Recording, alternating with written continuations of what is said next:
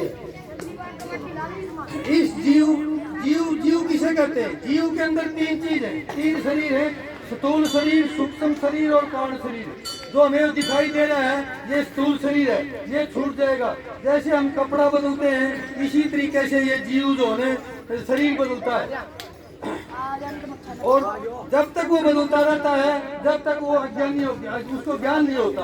ज्ञान होने के बाद में वो जीव जो है मुक्त हो जाता है। ज्ञान क्या है और अज्ञान क्या है? ज्ञान है स्वयं को जानना ही ज्ञान है, आत्म साक्षात करना ही ज्ञान है, और आत्म साक्षात्कार में होना ही एक ज्ञान है। हम सब अज्ञानी हैं, ज्ञान की तलाश में हैं, और ज्ञान के लिए ही सत्संग होता है।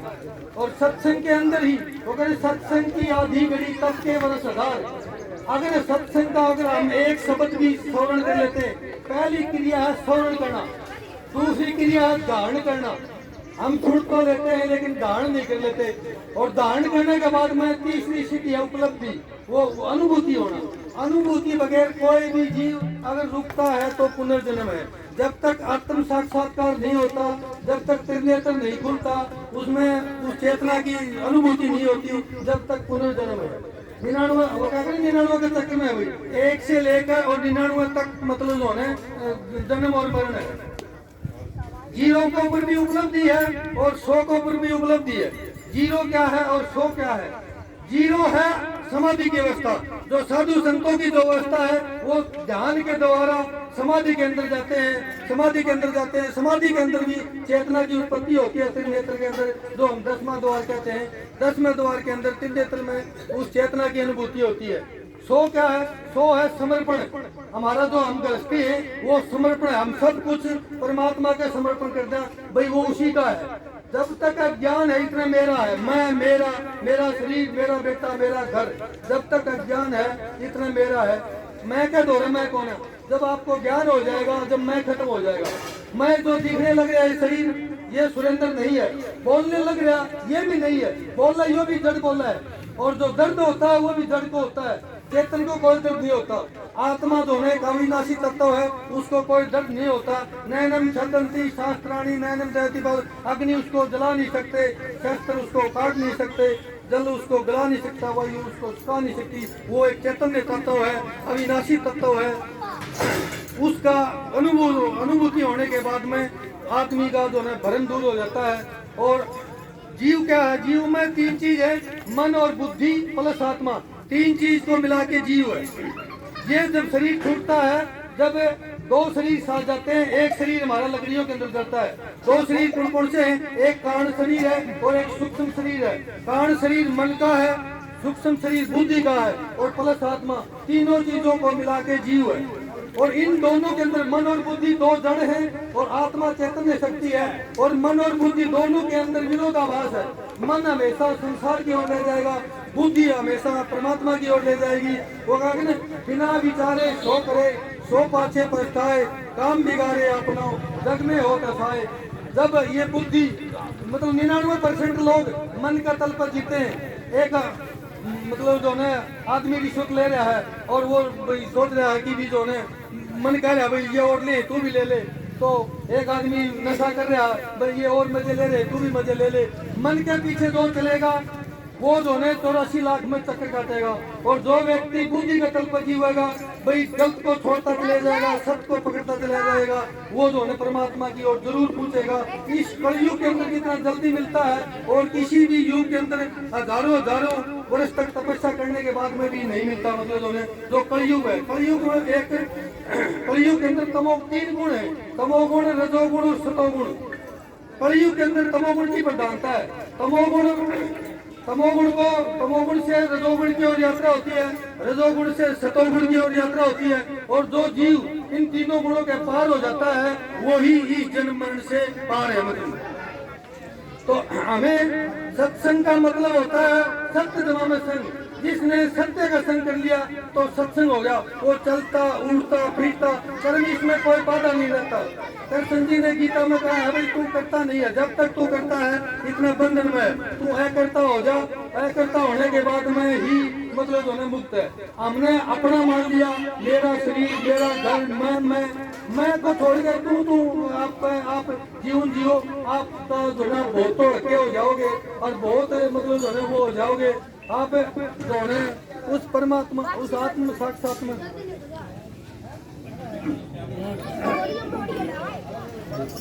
तो ये तो जीवन मिला है। तो इधर आ जाओ, उर्सी आ जाओ, बस बस बस। ये तो जीवन जो मिला है, ये 84 लाख योनियों के बाद में ही मनुष्य जन्म मतलब जो मिलता है। इस हमारे जीवन के अंदर एक कर्म चक्र है, वो कहने लिए काट जिसे बोके हंसते हंसते गए, ऐसे फिर वापिस रोके। कर्म हमारा बीज है। स्थूल सूक्ष्म शरीर के अंदर कर्म मतलब एक आत्मा फुटपाथ पर अंदर जन्म लेती है, एक आत्मा महलों के अंदर जन्म लेती है। एक दिन के बच्चे का कोई कर्म नहीं होता, लेकिन उसके प्रलोभ के हिसाब से एक आत्मा फुटपाथ के अंदर जन्म लेती है, एक आत्मा महलों के अंदर जन्म लेती है, एक आत्मा जो है 84 लाख योनियों में घूमती है। तो इस प्रकृति के अंदर एक सिस्टम फिट है। उस सिस्टम को जिसने समझ लिया वो असार को छोड़ देगा और सार को पकड़ लेगा। सार क्या है? सार है वो चैतन्य तत्व, वो चैतन्य तत्व। हम असार को पकड़े बैठे हैं, भाई ये मेरा शरीर है, ये मेरा घर है, ये मेरा शरीर है, मतलब हम इस असार को पकड़े बैठे। सार क्या? एक आत्म तत्व है। आत्म तत्व को हम जब जान लेंगे, और वो जब जाना जाएगा जब हम इन तीनों गुणों को समझेंगे। तमोगुण है, जो व्यक्ति तमोगुण के अंदर शरीर छोड़ता है वो 84 लाख योनियों में जाता है। तमोगुण के अंदर जो व्यक्ति नशा करता है, रिश्वत लेता है, दूसरे का धन खाता है, मतलब जो है वो सारा का सारा तमोगुण है। रजोगुण है, अपनी करकी खा रहा है और लेके दे रहा है, वो रजोगुण है। अपना किसी का ना खा रहा है ना किसी को दे रहा है। सतोगुण है, वो अपना कर्म भी कर रहा है और धर्मपूर्ण भी कर रहा है, धर्मपूर्ण भी कर रहा है। ज्ञान होने के बाद में वो इन तीनों गुणों से मुक्त है। ना वो सतोगुण में है, ना रजोगुण में है, ना तमोगुण में। वो अकर्ता हो जाता है। और अकर्ता व्यक्ति जब होता है जब उसको आत्म साक्षात्कार हो जाता है, त्रिनेत्र के अंदर मतलब जो है वो उसका अनुभव हो जाता है। और ये जो है पूर्ण संत और पूर्ण अगर शिष्य अगर मिलन होता है तो ये घटना बिल्कुल 100% घटित होती है। और गुरु के बगैर वो न आत्म साक्षात्कार हो सकता है और न ही ज्ञान को प्राप्त कर सकता है। तो ये साधु महात्मा, संत महात्मा, ये जो ना हमें जीवों को, दलदल में पड़े हुए जीवों को उतारने के लिए इस प्रकृति पर आते हैं और ज्ञान दे के और जो है वही उस परम चेतना के अंदर विलीन हो जाते हैं। वो बूंद जब तक बूंद है, जब तक सागर से वो अलग है, और सागर में मिलने के बाद में वो बूंद नहीं रहती, वो सागर हो जाती है। वो मैं नहीं रह जाता, वो सर्वत्र तू ही तू हो जाता है। जिधर देखूं उधर तू ही तू। ये प्रकृति का नियम है। मतलब जो है औरतों को अपने पति को परमेश्वर कहा है, तो पति जो है परमेश्वर ही होता है। परमेश्वर तो हर चीज परमेश्वर है। जब तक अज्ञान है इतना मैं सुरेंद्र हूँ, ज्ञान होने के बाद में मैं सुरेंद्र नहीं रहता। वो स्वयं खुद ही क्रिया कर रहा है। वो जड़ के रूप में भी वही क्रिया कर रहा है, चेतन के रूप में भी वही क्रिया कर रहा है। इसके अंदर जो बोलने लग रहा है वो जड़ बोलने लग रहा है, चेतन बोलने नहीं लग रहा। वो चेतन एक प्रेजेंट मात्र है। जैसे इसके अंदर विद्युत प्रेजेंट मात्र है, जैसे ये इक्विपमेंट बोल रहा है, लाइट नहीं बोल रही, बिजली ना गर्म है ना ठंडी है। क्यों? वो तो इक्विपमेंट जो है वो गर्म लगा दोगे तो गर्मी देगी और ठंड लगा दोगे तो ठंडी देगी। तो ये जो इक्विपमेंट है ये एक जड़ तत्व है। जड़ को हमने मतलब जो है सब कुछ मान लिया।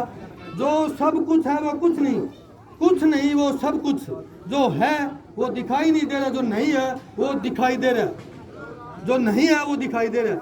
ये ही इस प्रकृति का मूल सार है। इस सार को हमें खोजना है। इसको खोजने के लिए ही हमें ये मनुष्य जीवन मिला है। और जब तक वो सार तत्व नहीं मिल जा, इतने मतलब जो है लगे रहो और अपने जो है असार को छोड़ते चलो। अंदर से ये पुकार है ये चीज़ गलत है, उस चीज़ को छोड़ते चलो। ये एक मैं अपना अनुभव व्याख्यान किया है, मैंने एक अपना अनुभव किया है।